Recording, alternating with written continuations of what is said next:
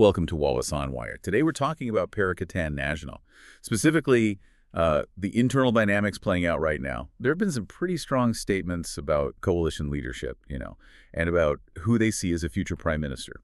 It's quite a revealing look at how these political alliances try to manage things, those internal aspirations versus, well, keeping everyone together. Okay, so let's get straight into it. We've had these very direct remarks from Dato Seri Mohamed Sanusi. He's the Pan-Malaysian Islamic Party's election director. Yes, and he wasn't exactly subtle, was he? Not at all. He basically told the Malaysian United Indigenous Party, quite firmly, not to make decisions on their own. Especially not on the big political issues, the ones that affect the whole Perikatan National Coalition. It feels like a clear warning shot. And what's really interesting, I think, is his focus on the coalition's own rules, the alliance mechanism, as they call it. He's essentially saying, look, the Malaysian United Indigenous Party needs to respect this process, meaning full consultation, getting agreement from all the parties in the alliance. He seems genuinely convinced that any major decision, especially about, say, future government leadership, well, it has to be built on consensus. Right. Not just one party deciding for everyone else. And he gave specific examples, too, which makes it harder to ignore. He did? What were they again? He said, if Perikatan Nasional is going to nominate a prime minister candidate, well, that name has to get the nod from every single alliance member. Not just the Malaysian United Indigenous Party saying, this is our guy. Exactly. And he didn't stop there. He mentioned seat allocations, too. Always a tricky point in coalitions. And even the chief minister candidate over in Sabah. He said those kinds of announcements shouldn't be unilateral either. His advice was pretty sharp. Don't be hasty and self-reliant.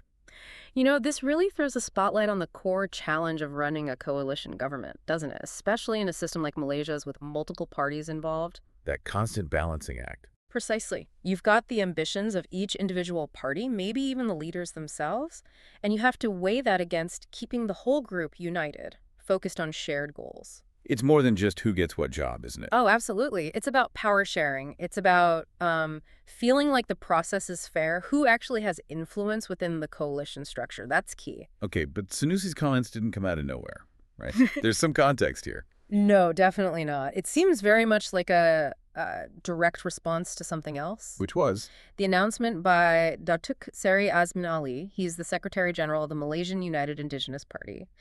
Azmin Ali had gone public saying his party's General Assembly unanimously backed Tan Sri Muhyiddin Yassin As the 11th prime minister candidate. Correct.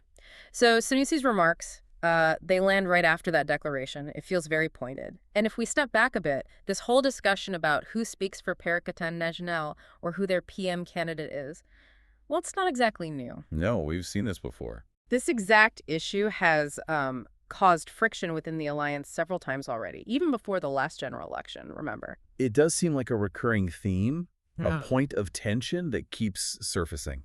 Yeah, it suggests there are some, let's say, unresolved questions about leadership and direction within their partnership. You're right, it is recurring. I'm thinking back to last November. What happened then? Hashim Jasin, who is the spiritual leader of the Pan-Malaysian Islamic Party, he came out and publicly denied that Muhyiddin was the confirmed PM candidate for Perikatan Nasional. Right, I remember that. He went further, didn't he? He did. He stressed that actually the Pan-Malaysian Islamic Party should be the one leading the coalition. Staking their claim. But even after he said that, leaders from the Malaysian United Indigenous Party and also the Malaysian People's Movement Party, they kept publicly supporting Muhyiddin. So a clear difference in public messaging, even back then. Yeah, it makes you wonder about the internal alignment if the public statements are so, well, divergent. And Hashim Jasin didn't let it drop. He brought it up again, much more recently, actually, just this July. He emphasized again that Perikatan Nasional would only decide on its prime minister candidate after they hypothetically regain control of Putrajaya. So a strategy of waiting. Win first, then decide. Exactly. Which seems like maybe a more patient strategic approach from the Pan-Malaysian Islamic Party side. And that really contrasts with the Malaysian United Indigenous Party's approach, which seems more like wanting to settle the leadership questions sooner rather than later. Different timelines, different priorities, maybe. It certainly looks that way. And it's not confined just to the top job, the PM role.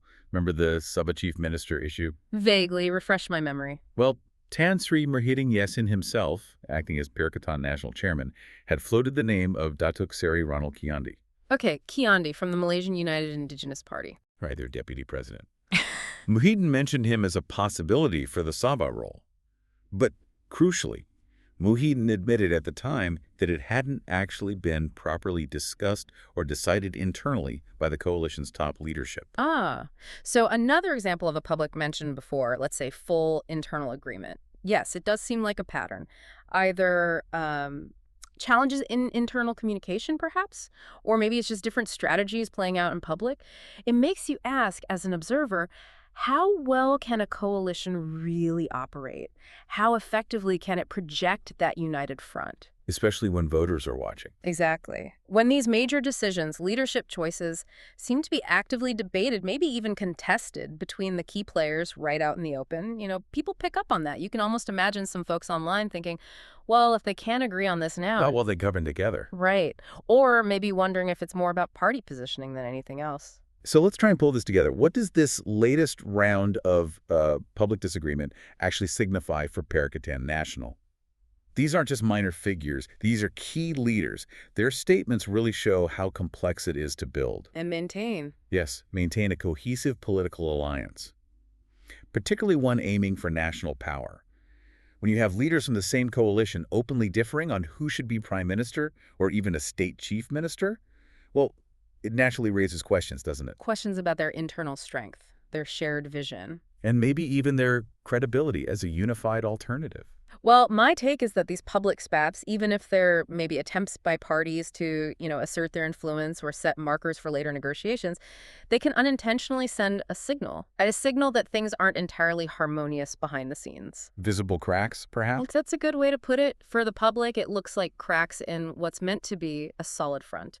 It shows that even when they're in opposition, the competition for position and influence, it's very much ongoing. Less about unified policy.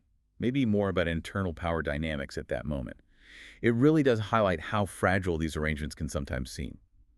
You have to wonder about the longer-term stability, the effectiveness, when these internal issues spill out so often. What do you, our listener, think about all this? Do these public statements ultimately help by airing things out? Or do they damage the coalition's image? Do they make Perikatan Nasional look weaker or perhaps stronger for being transparent, in your view? Let us know. Well, this has certainly been quite revealing.